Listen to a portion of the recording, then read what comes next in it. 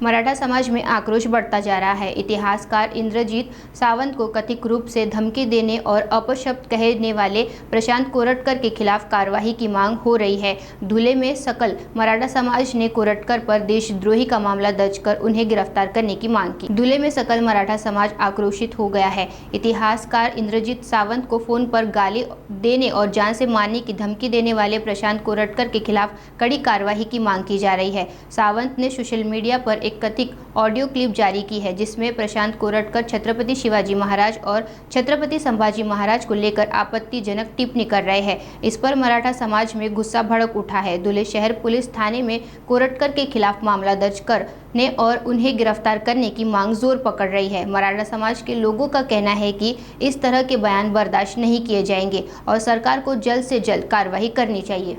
कोल्हापूर येथील सुप्रसिद्ध इतिहास संशोधक प्राध्यापक इंद्रजीत सावंत सरांनी छत्रपती संभाजीराजे यांना ब्राह्मणांच्या कारकुनांनी पकडून दिलं अशा प्रकारचं विधान केल्यामुळे नागपूर येथील पत्रकार तथाकथित पत्रकार समजणारा प्रशांत कोरटकर यांनी त्यांना रात्री कोल्हापूर येथे फोन करून त्यांना मोबाईलवरून जीवे ठार मारण्याची धमकी दिली, त्यांना अश्लील शिव्या दिल्या, तमाम मराठा समाजाच्या भावना दुखावतील अशा पद्धतीने त्यांनी त्या ठिकाणी त्यांच्यावर आरोप केले।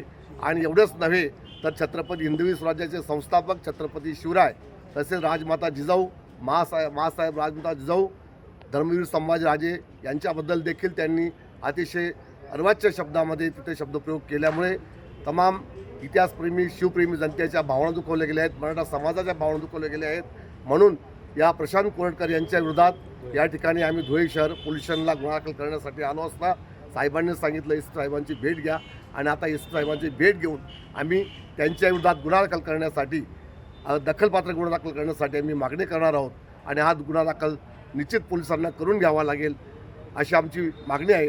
प्रशांत कोरटकर याला तात्काळ गुन्हा दाखल करून अटक करावी अशा प्रकारची आमची सकल मराठा समाजाची तसेच देशद्रोहाचा त्याच्यावर गुन्हा दाखल व्हावा अशा प्रकारची सकल मराठा समाजाची मागणी आम्ही या ठिकाणी केलेली आहे आणि आता निवेदन दिलं आहे।